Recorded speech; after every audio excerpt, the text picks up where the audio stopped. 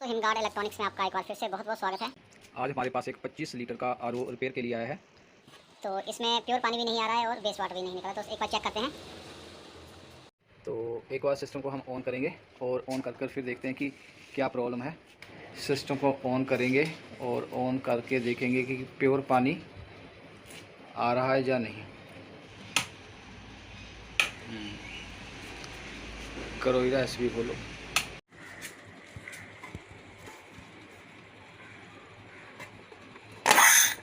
दोस्तों जब हम ऑन करते तो एसवी की आवाज़ आनी चाहिए ब्लॉक और ओपन होने की, लेकिन नहीं आ रही है। तो इसलिए हम एसवी इसका चेंज करेंगे। इसलिए हमें पहले पानी बाहर निकालना होगा जो पाइप में से है, नहीं तो एसवी में से बैक प्रेशर बनेगा। तो एक बार खोलते हैं एसवी और देखिए दोस्तों, जैसे ही हमने एसवी खोला इसमें से हवा निकली है। हवा ले गया था पंप की वजह से, क्योंकि पीछे से पानी आ ही नहीं रहा था। अब एसवी भी इसीलिए ख़राब हुआ है कि पीछे से कोई एक फ़िल्टर ब्लॉक है। तो हम फ़िल्टर को खोल कर देखेंगे। अब हमने जो 1/4 साइज़ की स्पेयर पाइप लगा दी है और तीसरे ब्लू कलर के फ़िल्टर के साथ अटैच की है और देखेंगे यहाँ से पानी निकल रहा है या नहीं निकल रहा है। मेन जब भी एसवी ख़राब होता है तो मोस्ट कॉमन रीज़न यही होता है कि प्री फ़िल्टर जो है ब्लॉक हो जाते हैं और पानी आगे नहीं जाता है। फ़िल्टर पूरे दिन चलता रहता है और गर्म होकर एसवी ख़राब हो जाता है। तो ये देखिए दोस्तों, कितना इस पर डस्ट मड जमी हुई है। यही हमारे अंदर जाती है जब हम बिना फ़िल्टर का पानी पीते हैं। लोग कहते हैं कि फ़िल्टर नहीं लगाना चाहिए, तो दोस्तों बिल्कुल लगाना चाहिए। ये रीज़न है, अगर नहीं लगाएंगे तो ये अंदर जाकर पथरी, डाइजेशन सिस्टम, इन्फेक्शंस, बहुत सारे रोग, डायरिया वगैरह पैदा कर सकते हैं। तो चलिए अब इसके साथ साथ बाकी कैंडल भी खोलते हैं। दोस्तों रिंग स्पैनर ज़रूर आपके पास होना चाहिए, उसी की मदद से आप आराम से प्री फ़िल्टर खोल पाओगे। अदरवाइज़ आपको खोलने में बहुत दिक्कत होगी और चोट लगने के भी चांस रहते हैं। कार्बन दूसरे नंबर पे और साथ ही साथ अब तीसरे नंबर का भी खोल कर देखते हैं। ये तीनों फ़िल्टर दोस्तों अब हम चेंज करेंगे, क्योंकि पहले नंबर का बुरी तरह से भर चुका है और इसे तकरीबन साल के ज़्यादा हो चुका होगा।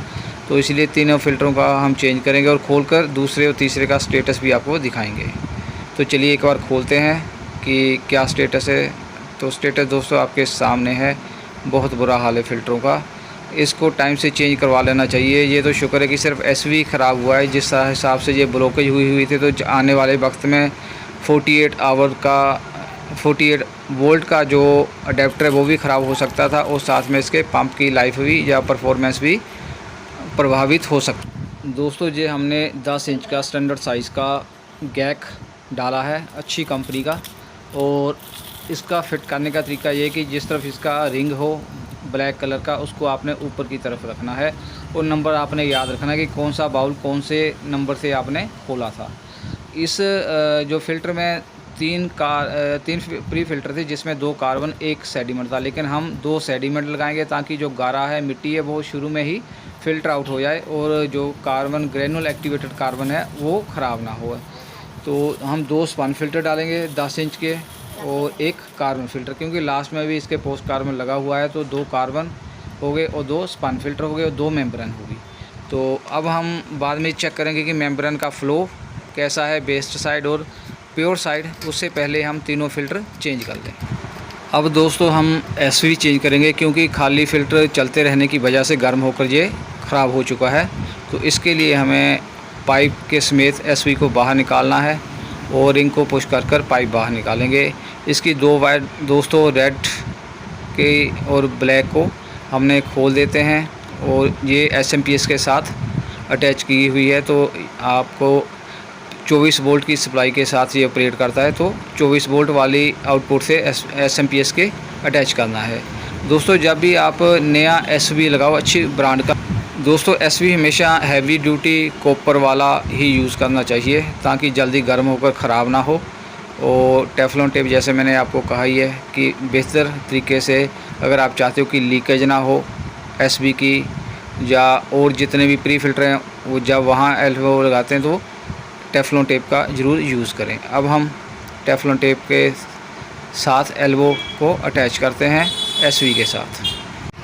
दोस्तों एरो का ज़रूर ख्याल रखें। एसवी की इनपुट और आउटपुट कनेक्शन के लिए ये बहुत इम्पोर्टेंट है। अगर आप ऑपोजिट कनेक्शन करेंगे तो परफॉर्मेंस पे फ़र्क पड़ेगा। और 1/4 साइज़ की पाइप, एसवी की तरफ एरो होना चाहिए, एसवी का पंप की तरफ एरो होना चाहिए, और जो प्री फिल्टर की तरफ से पानी आ रहा है वहाँ की तरफ से एरो का बैक साइड होगी। तो हमने इसकी पाइप छोटी थी, तो एक बार पाइप बड़ी लगाकर देखते हैं, और बड़ी लगाकर हमें आसानी रहेगी कनेक्शन करने में। दोस्तों अब हमने नई बड़े साइज़ की पाइप लगाई है, और 1/4 साइज़ ही है स्टैंडर्ड साइज़, तो इससे आसानी से पाइपिंग हो जाएगी। कई बार दोस्तों जो नए पाइप आती हैं अलग अलग ब्रांड की, होती 1/4 साइज़ की है, लेकिन वहाँ लीकेज की प्रॉब्लम आने लगती है, क्योंकि दोनों के साइज़ में या मैन्युफैक्चरिंग में थोड़ा बहुत फ़र्क होता है। तो आज ऐसा ना हो तो अच्छी बात। और अब उससे पहले एसवी के कनेक्शन कर देते हैं। एसवी का जो 24 वोल्ट के रेड और वाइट वायर है वो एसएमपीएस या अडेप्टर की जो 24 वोल्ट है उसके साथ अटैच कर दी हमने, और रेड की हमने रेड के साथ अटैचमेंट कर दी, और वाइट की ब्लैक के साथ। दोस्तों आरओ के रिलेटेड आपका कोई भी क्वेश्चन है आप ज़रूर रखें, टाइम आने के ऊपर सही आंसर आपको दिया जाएगा। और अब हम एक बार पानी जो प्री फिल्टर हमने कनेक्शन किए हैं उसकी लीकेज वगैरह चेक कर लेते हैं।